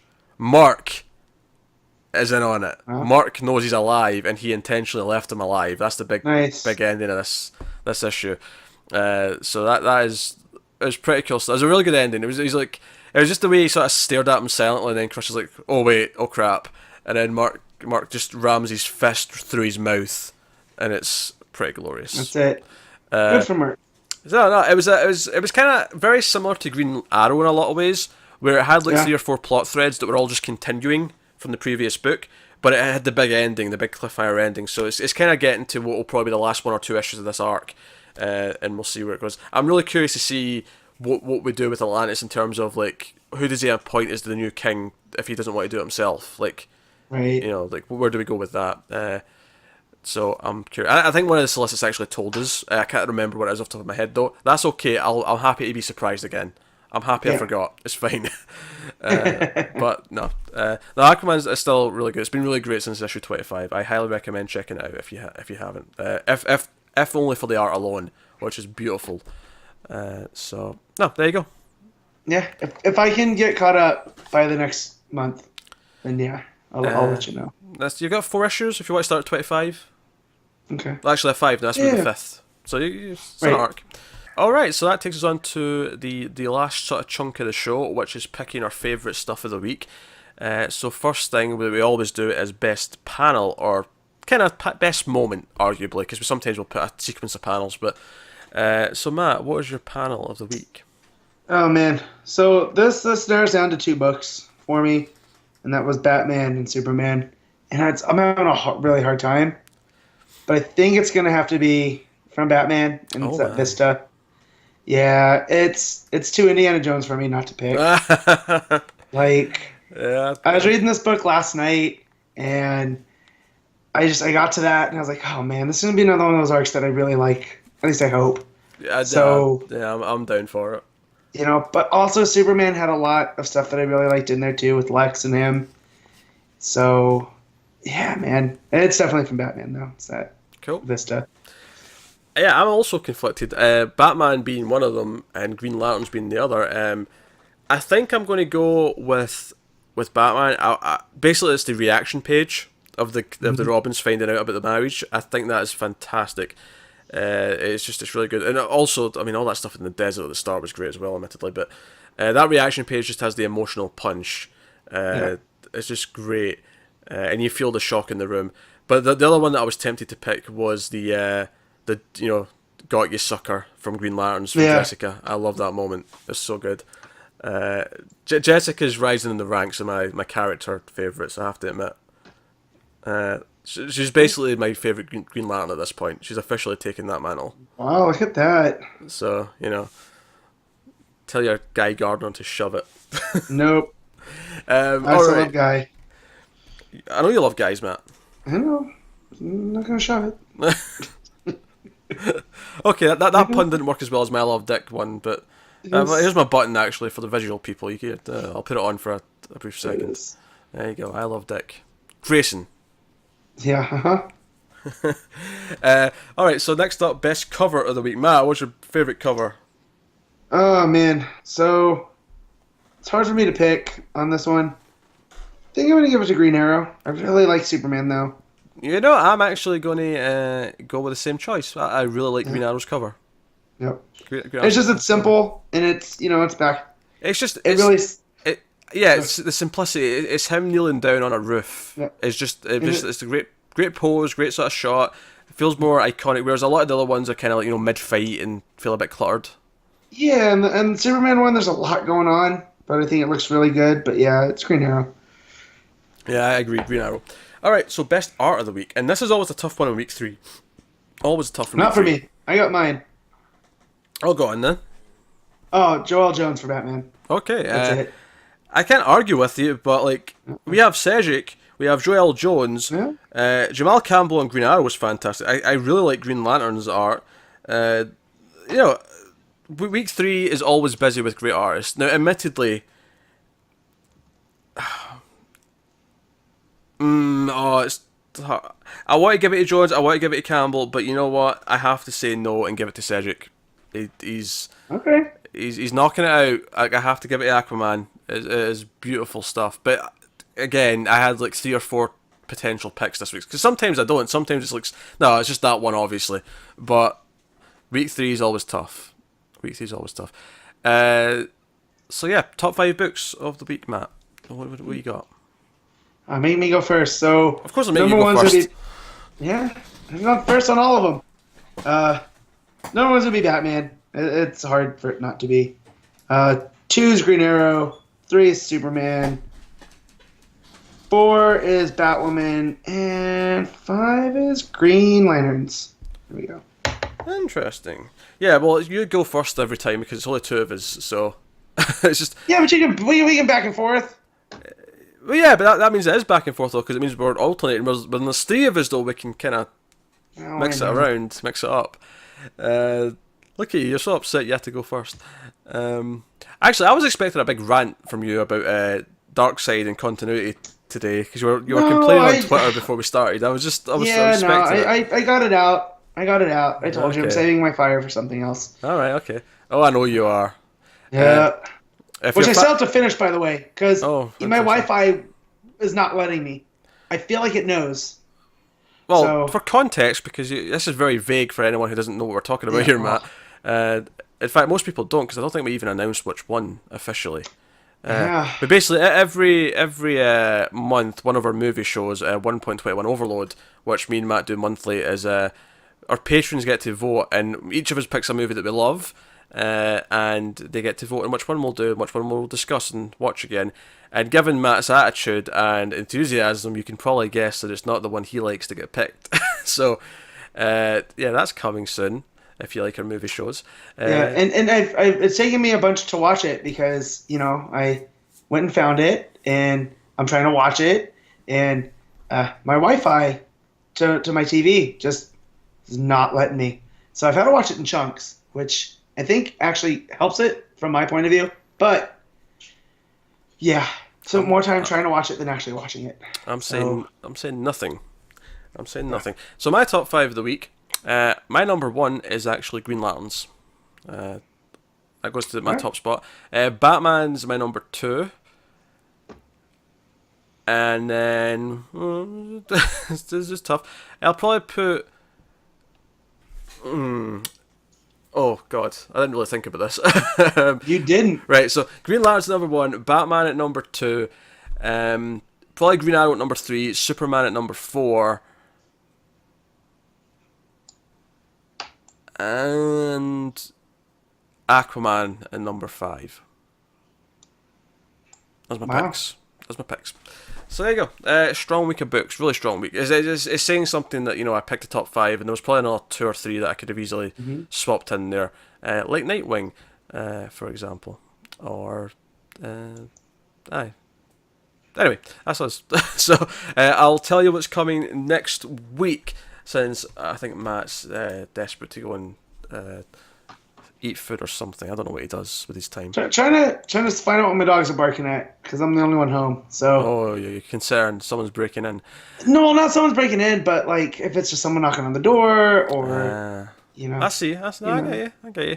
Yeah. We can only imagine what Connor's pick of the week was. It was probably Batman, but we'll find out. Yeah. We'll ask him next week. So what is coming next week? So like I said, we've got 2 metal books next week. We have Batman the Merciless #1, which is the Wonder Woman Dark Batman. We have the start of the next crossover, which again I think is 4 issues between 4. It's actually 3 different books. I think there's 2 issues of Justice League involved. But Flash #33 next week is the start of that. And then we also have Action Comics 990, next part of the Oz Effect. We have Batgirl 16. We have Detective Comics 967, next part of Lonely Place of Living. We have Teen Titans 13, Wonder Woman 33. We have Nightwing The New Order #3. And finally, in terms of what we're definitely covering, is DC House of Horror #1, which is a Halloween anthology book that they're doing, just a one-shot. But there's some fun stuff in there. There's one of the stories has got art by Bilquis Evely, so I know Matt's excited about that. So I'm curious to check it out. I mean, I don't know, like any anthology, it may be a mixed bag, but it's Halloween, so yeah, let's do the horror book that they're doing for 1 week. Yeah. So that's cool. Also out next week though, but not being covered, is Batman Beyond 13, Blue Beetle #14, Justice League of America #17, and Suicide Squad #28. The maybe book is Hal Jordan and the Green Lantern Corps #31, if Connor happens to read it. I know Matt's basically dropped out of it, so... Yeah. Until I hear some cool things about Guy Gardner again, I'm out. There you go. So that is what's coming next week. Week 4 is going to be a lot more eventful next month, because week 4 next month is when Doomsday Clock starts to hit. So that'll be big stuff. So that is us. So let us know what you thought of books this week. Do that. Let us know in comments and in Twitters and whatnot. In fact, speaking of Twitter, you can get us at DC Comics Podcast. That's where you can get us. You can get us individually. I'm at Wibble89. Matt, where can people find you? At MetaSteel57. Cool. Otherwise, you can support us on Patreon at patreon.com/MailFuzzTV. There's a monthly bonus episode, which me and Connor do. This month we're doing it a little bit later. It's still to come, but we're doing Batman The Long Halloween, because obviously Halloween. It was timely. Which means next October is probably going to be Dark Victory, because it's a sequel and it makes the most sense to do it then. But not that we plan that far in ahead, but I'm fairly confident about that. So that's the thing. Plus you get to vote on week 5 bonus things and all that sort of stuff. But yeah, so check that out. And that is us. So thank you once again for watching and or listening. We always appreciate it. We love to hear what you think of the books and so on. And I think I keep saying because I keep trying to think if there's more stuff that I'm forgetting that I'm supposed to plug and promote and do things. I don't know. I blame Connor. Yeah, it's his fault. That's his fault. He's not here, so he's putting a disturbance in the force, or something, as it were. By the way, can I just say how boring the title for the Han Solo movie is? Solo. I compared it to. That's your expectations. Solo. Yeah, there you go. Very good. It's a solo movie. Get it? It's a solo spin-off. Yeah, one and done. It reminds me of the Young Sheldon show. Yeah. It was a placeholder, but they're like, we ain't got nothing better. Well, that's the thing, right? So they're doing a Young Sheldon spin-off of the Big Bang Theory with Sheldon's character, and I'm thinking, there's a really obvious title for that. Call it Bazinga. I mean, I don't like the show, but it's clearly a word that means something to fans of that show. It means something to the character. It's a unique title. It stands out in the crowd. What did CBS call it? Young Sheldon. Stupid. Yeah. Absolutely stupid. Yeah, I think I have no hot takes on this because I don't watch that show anymore. So. I don't watch that show either, but I'm still pissed at this stupid naming convention. Anyway, guys, that is us. So thank you once again for watching or listening. We always appreciate it. Keep reading DC Comics, and always remember, never get lost in the Speed Force. Connor can't exist. I have proof.